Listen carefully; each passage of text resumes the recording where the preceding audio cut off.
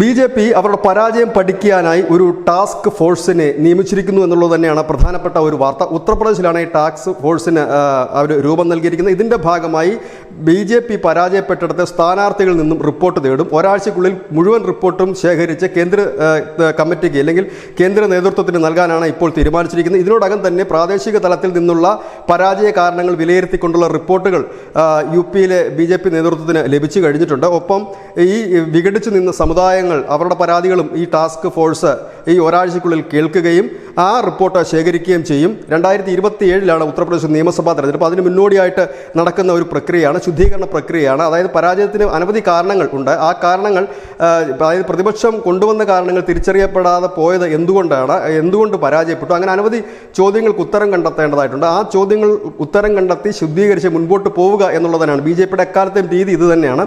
അവർ പരാജയപ്പെടുന്നിടത്ത് വീണ്ടും അവർ വലിയ രീതിയിൽ വിജയിച്ച് കയറുന്നതിൻ്റെ പ്രധാനപ്പെട്ട കാരണങ്ങളും കാര്യങ്ങളും ഇത് തന്നെയാണ്. കാരണം ഇത്തരത്തിൽ അവരുടെ പരാജയ കാരണങ്ങൾ വിലയിരുത്തി പഠിച്ച് ആ പോരായ്മകൾ പരിഹരിച്ച് മുന്നേറുന്ന രീതിയാണ്. News desk, news India Malayalam.